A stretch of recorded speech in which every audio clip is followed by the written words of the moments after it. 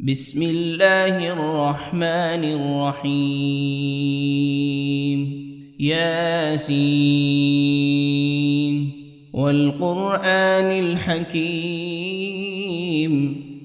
إنك لمن المرسلين على صراط مستقيم تنزيل العزيز الرحيم لتنذر قوما ما أنذر آباؤهم فهم غافلون لقد حق القول على أكثرهم فهم لا يؤمنون إنا جعلنا في أعناقهم أغلالا فهي إلى الأذقان فهم مقمحون وجعلنا من بين أيديهم سدا ومن خلفهم سدا فأغشيناهم فهم لا يبصرون وسواء عليهم أأنذرتهم أم لم تنذرهم لا يؤمنون إنما تنذر من اتبع الذكر وخشي الرحمن بالغيب فبشره بمغفرة وأجر كريم إنا نحن نحيي الموتى ونكتب ما قدموا وآثارهم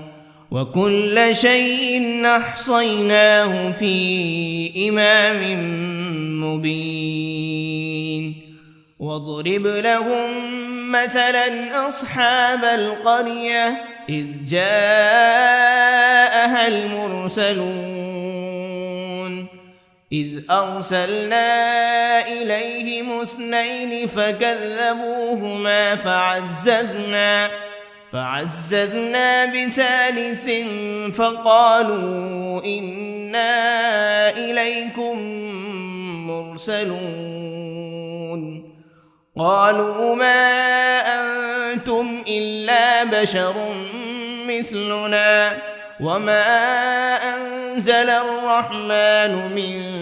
شيء إن أنتم إلا تكذبون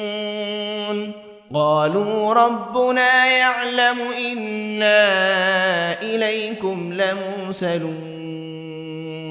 وما علينا إلا البلاغ المبين قالوا إنا تطيرنا بكم لئن لم تنتهوا لنرجمنكم وليمسنكم منا عذاب أليم قالوا طائركم معكم أئن ذكرتم بل أنتم قوم مسرفون وجاء من أقصى المدينة رجل يسعى قال يا قوم اتبعوا المرسلين اتبعوا من لا يسألكم أجرا وهم مهتدون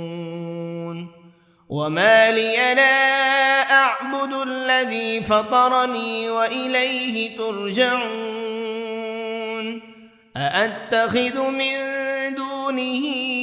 آلهة إن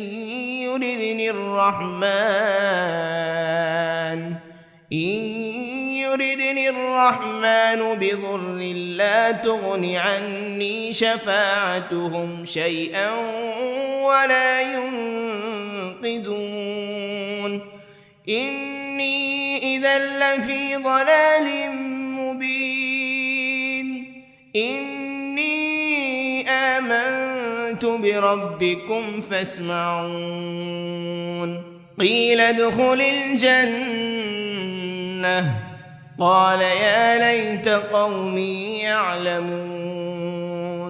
بما غفر لي ربي وجعلني من المكرمين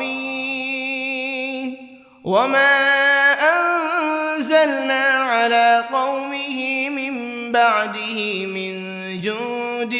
من السماء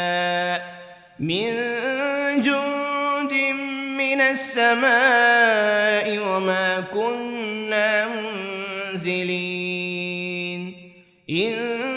كانت إلا صيحة واحدة فإذا هم خامدون يا حسرة على العباد ما يأتيهم من رسول إلا كانوا به يستهزئون ألم يروا كم أهلكنا قبلهم من القرون أنهم إليهم لا يرجعون وإن كل لما جميع لدينا محضرون وآية لهم الأرض الميتة أحييناها وأخرجنا منها حبا فمنه يأكلون وجعلنا فيها جنات من نخيل وأعناب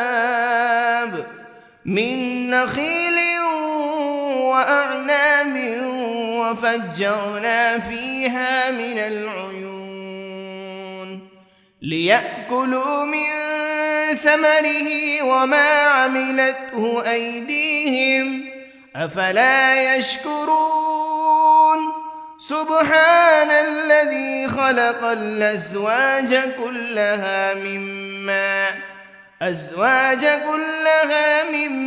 تنبت الأرض ومن أنفسهم ومما لا يعلمون وآية لهم الليل نسلخ منه النهار فإذا هم مظلمون والشمس تجري لمستقر لها ذلك تقدير العزيز العليم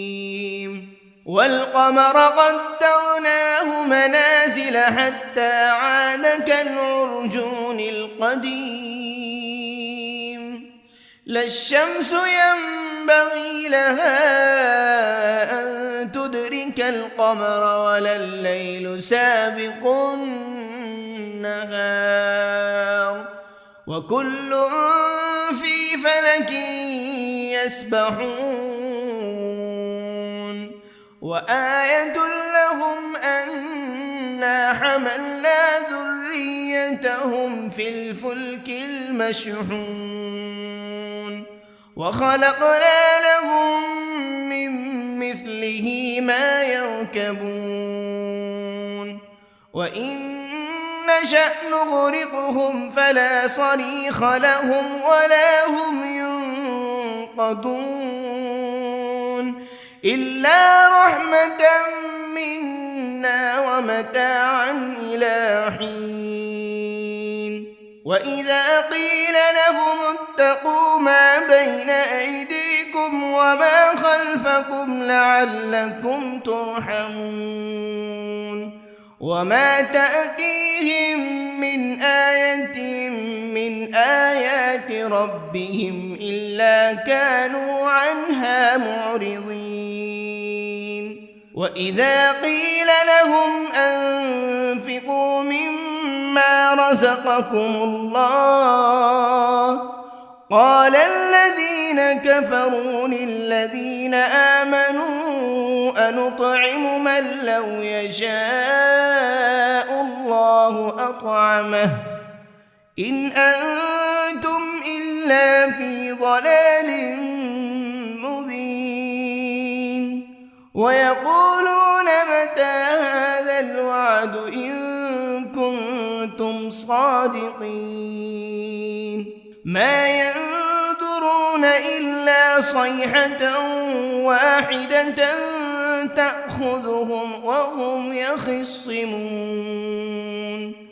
فلا يستطيعون توصية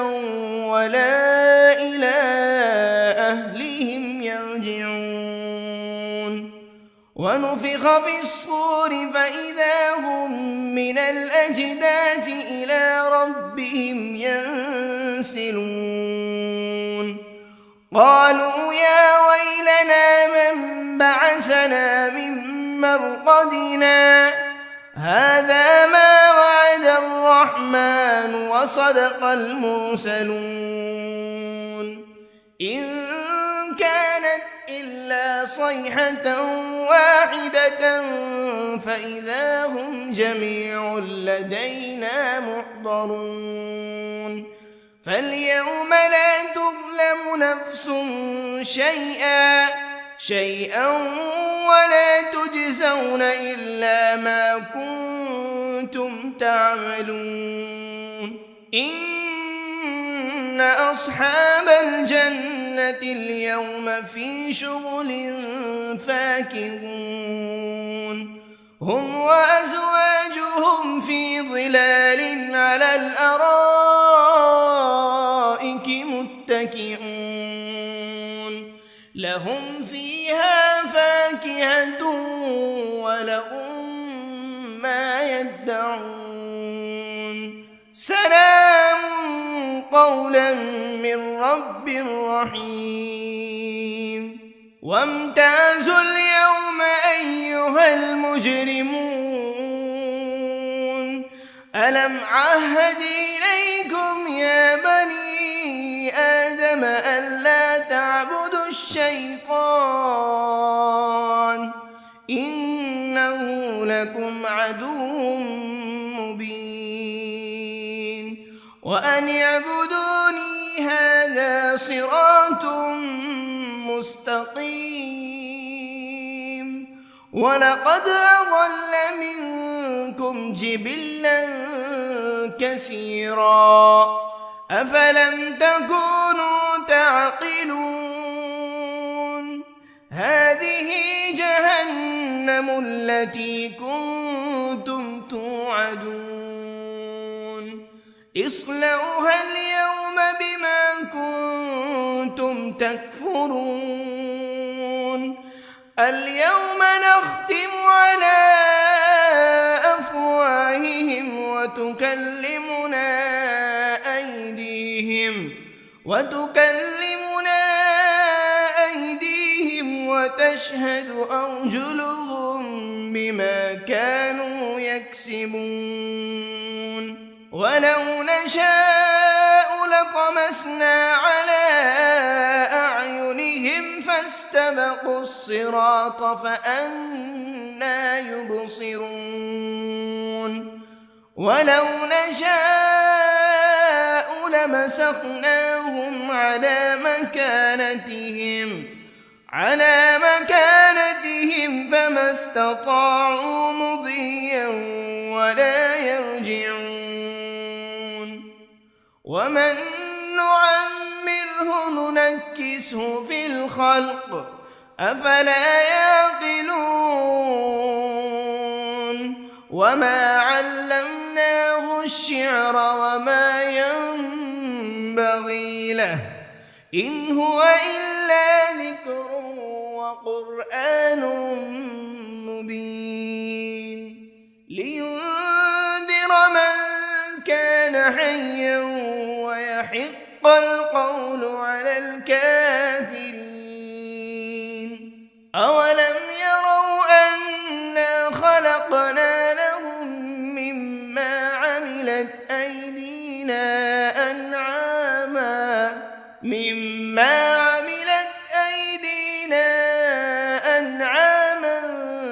فهم لها مالكون وذللناها لهم فمنها ركوبهم ومنها يأكلون ولهم فيها منافع ومشارب أفلا يشكرون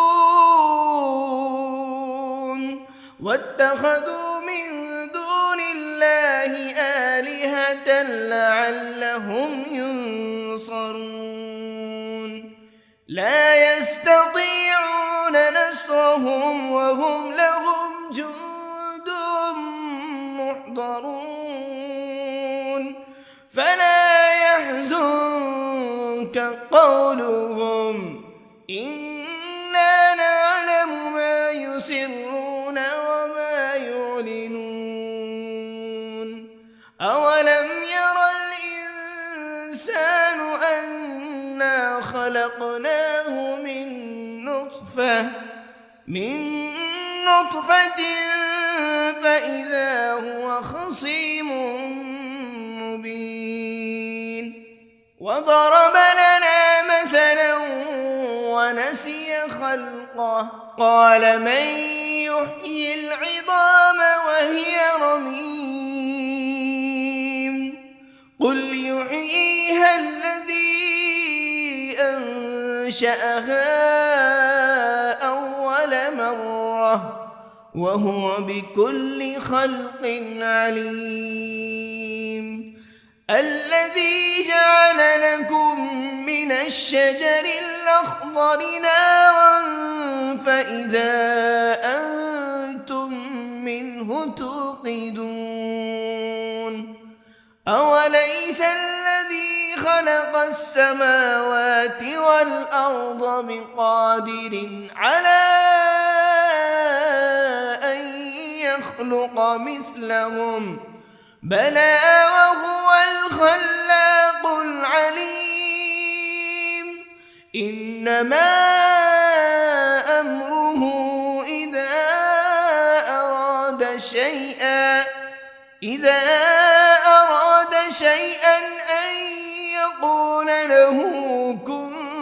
فيكون فسبحان الذي بيده ملكوت كل شيء وإليه ترجعون بسم الله الرحمن الرحيم الرحمن علم القرآن خلق الإنسان علمه البيان الشمس والقمر بحسبان والنجم والشجر يسجدان والسماء رفعها ووضع الميزان ألا تطغوا في الميزان وأقيموا الوزن بالقسط ولا تخسروا الميزان والأرض وضعها للأنام فيها فاكهة والنخل ذات الأكمام والحب ذو العصف والريحان فبأي آلاء ربكما تكذبان خلق الإنسان من صلصال كالفخار وخلق الجان من مارج من نار فبأي آلاء ربكما تكذبان رب المشرقين ورب المغربين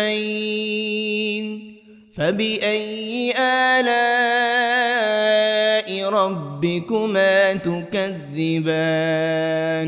مرج البحرين يلتقيان بينهما برزخ لا يبغيان فبأي آلاء ربكما تكذبان يخرج منهما اللؤلؤ والمرجان فبأي آلاء ربكما تكذبان وله الجوار المنشآت في البحر كالأعلام فبأي آلاء ربكما تكذبان كل من عليها فان ويبقى وجه ربك ذو الجلال والإكرام فبأي آلاء ربكما تكذبان يسأله من في السماوات والأرض كل يوم هو في شأن فبأي آلاء ربكما تكذبان سنفرغ لكم أيها الثقلان فبأي آلاء ربكما تكذبان يا معشر الجن والإنس إن استطعتم أن تنفذوا من أقطار السماوات والأرض فانفذوا لا تنفذون إلا بسلطان فبأي آلاء ربكما تكذبان يرسل عليكما شواذ من نار ولا تنتصران فبأي آلاء ربكما تكذبان فإذا انشقت السماء فكانت وردة كالدهان فبأي آلاء ربكما تكذبان فيومئذ لا يسأل عن ذنبه إنس ولا جان فبأي آلاء ربكما تكذبان يعرف المجرمون بسيماهم فيؤخذ بالنواصي والأقدام فبأي آلاء ربكما تكذبان هذه جهنم التي يكذب بها المجرمون يطوفون بينها وبين حميم آن فبأي آلاء ربكما تكذبان ولمن خاف مقام ربه جنتان فبأي آلاء ربكما تكذبان ذواتا أفنان فبأي آلاء ربكما تكذبان فيهما عينان تجريان فبأي آلاء ربكما تكذبان فيهما من كل فاكهة زوجان فبأي آلاء ربكما تكذبان متكئين على فرش بطائنها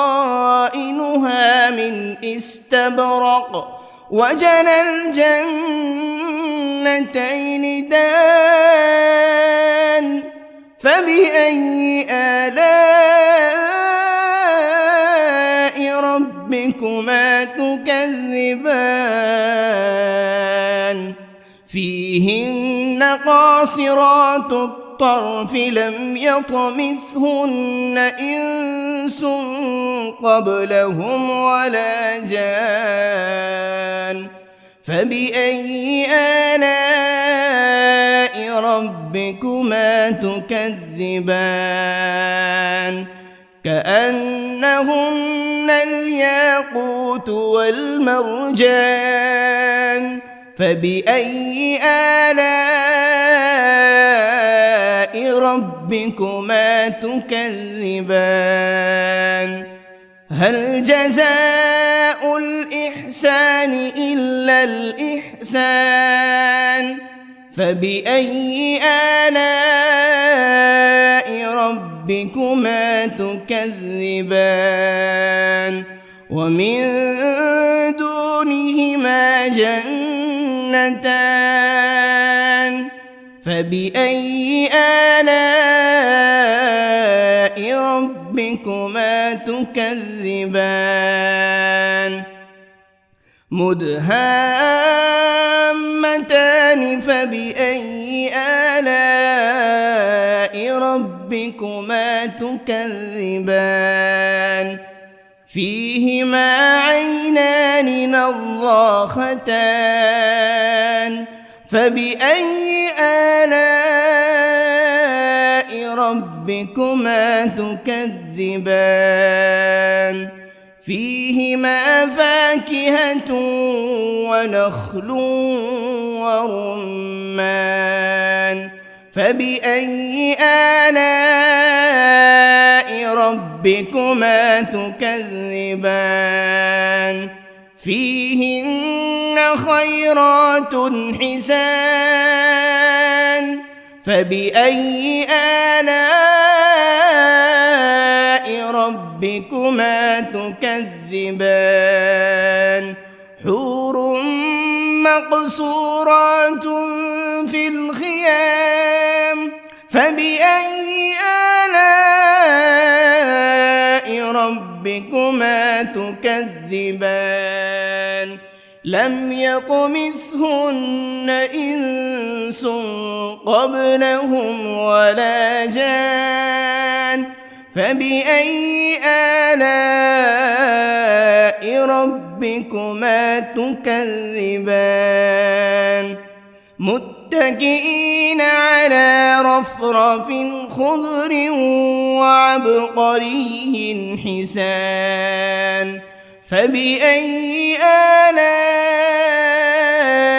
ربكما تكذبان تبارك اسم ربك ذي الجلال والإكرام بسم الله الرحمن الرحيم ياسين والقرآن الحكيم إنك لمن المرسلين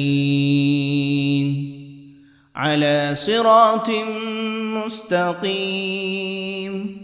تنزيل العزيز الرحيم لتنذر قوما ما أنذر آباؤهم فهم غافلون لقد حق القول على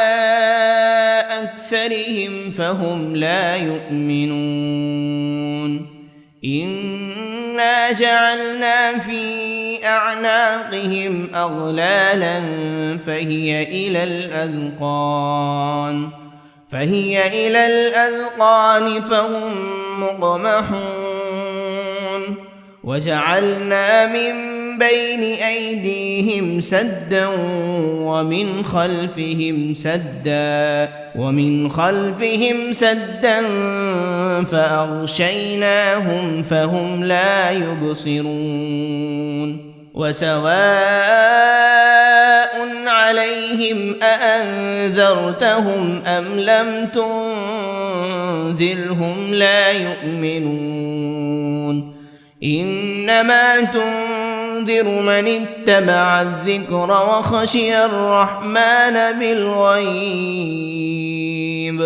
فبشره بمغفرة وأجر كريم إنا نحن نحيي الموتى ونكتب ما قدموا وآثارهم وكل شيء أحصيناه في إمام مبين واضرب لهم مثلا أصحاب القرية إذ جاءها المرسلون إذ أرسلنا إليهم 2 فكذبوهما فعززنا بثالث فقالوا إنا إليكم مرسلون قالوا ما أنتم إلا بشر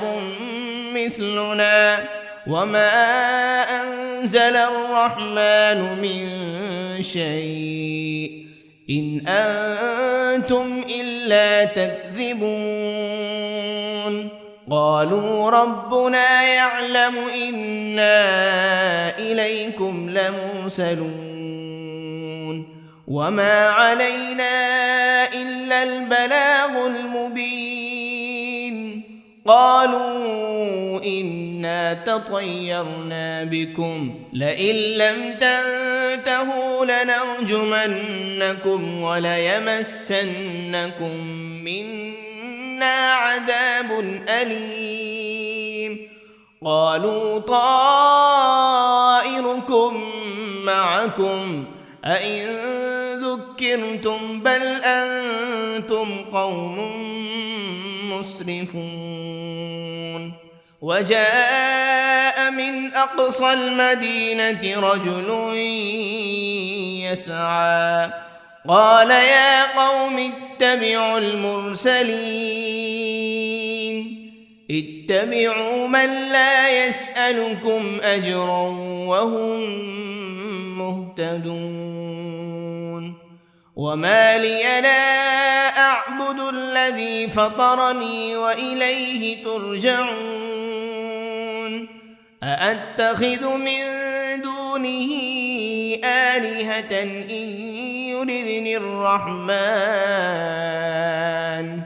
إن يردني الرحمن بضر لا تغن عني شفاعتهم شيئا ولا ينقذون إني إذا لفي ضلال مبين إني آمنت بربكم فاسمعون قيل ادخل الجنة قال يا ليت قومي يعلمون بما غفر لي ربي وجعلني من المكرمين وما أنزلنا على قومه من بعده من جند من السماء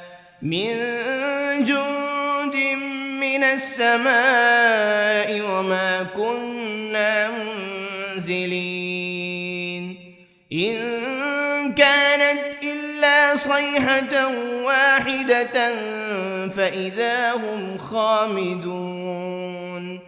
يا حسرة على العباد ما يأتيهم من رسول إلا كانوا به يستهزئون ألم يروا كم أهلكنا قبلهم من القرون أنهم إليهم لا يرجعون وإن كل لما جميع لدينا محضرون وآية لهم الأرض الميتة أحييناها وأخرجنا منها حبا فمنه يأكلون وجعلنا فيها جنات من نخيل وأعناب من نخيل وأعناب وفجرنا فيها من العيون ليأكلوا من ثمره وما عملته أيديهم أفلا يشكرون سبحان الذي خلق الأزواج كلها مما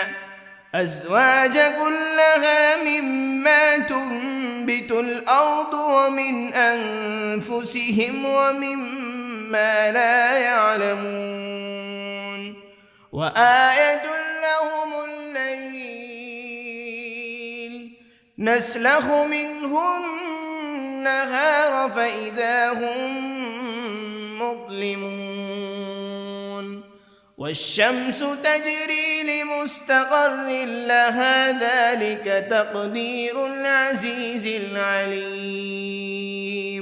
والقمر قدرناه منازل حتى عاد كالعرجون القديم لا الشمس ينبغي لها أن تدرك القمر ولا الليل سابق النهار وكل في فلك يسبحون وآية لهم أنا حملنا ذريتهم في الفلك المشحون وخلقنا لهم من مثله ما يركبون وإن نشأ نغرقهم فلا صريخ لهم ولا هم ينقذون إلا رحمة منا ومتاعا إلى حين وإذا قيل لهم اتقوا ما بين أيديكم وما خلفكم لعلكم ترحمون وما تأتيهم من آية من آيات ربهم إلا كانوا عنها معرضين وإذا قيل لهم أنفقوا مما رزقكم الله قال الذين كفروا للذين آمنوا أنطعم من لو يشاء الله أطعمه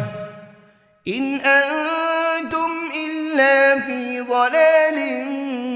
مبين ويقولون متى هذا الوعد إن كنتم صادقين ما ينظرون إلا صيحة واحدة تأخذهم وهم يخصمون فلا يستطيعون توصية ولا إلى أهلهم يرجعون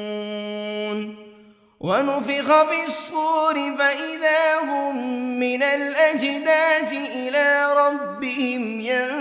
ينسلون قالوا يا ويلنا من بعثنا من مرقدنا هذا ما وعد الرحمن وصدق المرسلون إن كانت إلا صيحة واحدة فإذا هم جميع لدينا محضرون فاليوم لا تظلم نفس شيئا ولا تجزون إلا ما كنتم تعملون إن أصحاب الجنة اليوم في شغل فاكهون هم وأزواجهم في ظلال على الأرائك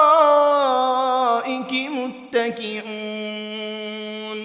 لهم فيها فاكهة ولهم ما يدعون سلام قولا من رب رحيم وامتازوا اليوم أيها المجرمون ألم عهد إليكم يا بني آدم ألا تعبدوا الشيطان إنه لكم عدو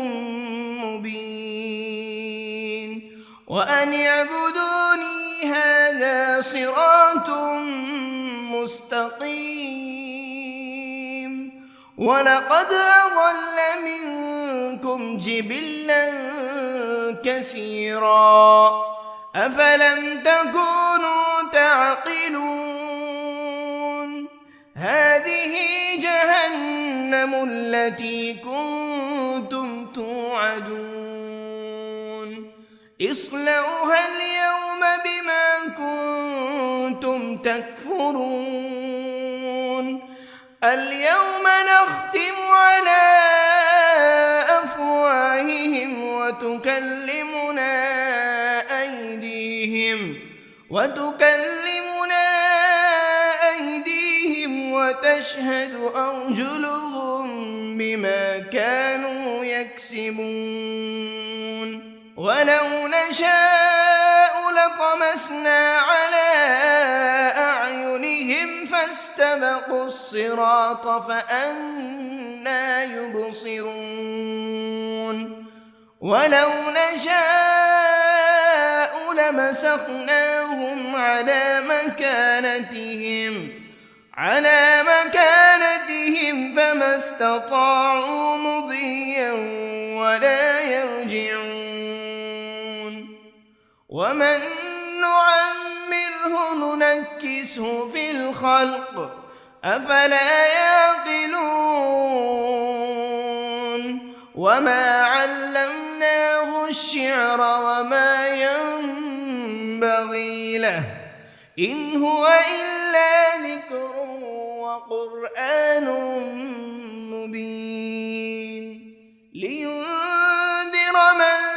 كان حيا ويحق القول على الكافرين أولم يروا أنا خلقنا لهم مما عملت أيدينا أنعاما فهم لها مالكون وذللناها لهم فمنها ركوبهم ومنها يأكلون ولهم فيها منافع ومشارب أفلا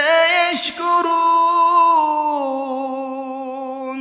واتخذوا من دون الله آلهة لعلهم ينصرون لا يستطيعون نصرهم وهم لهم جند محضرون فلا يحزنك قولهم إنا نعلم ما يسرون وما يعلنون أولم ير الإنسان أنا خلقناه من نطفة فإذا هو خصيم مبين وضرب لنا مثلا ونسي خلقه قال من يحيي العظام وهي رميم قل يحييها الذي أنشأها أول مرة وهو بكل خلق عليم الذي جعل لكم من الشجر الأخضر نارا فإذا أنتم منه توقدون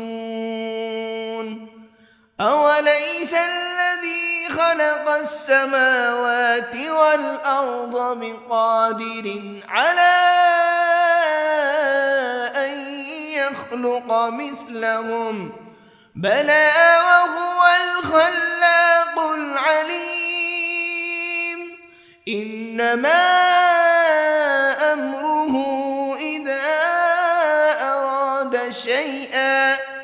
إذا أراد شيئا أن يقول له كن فيكون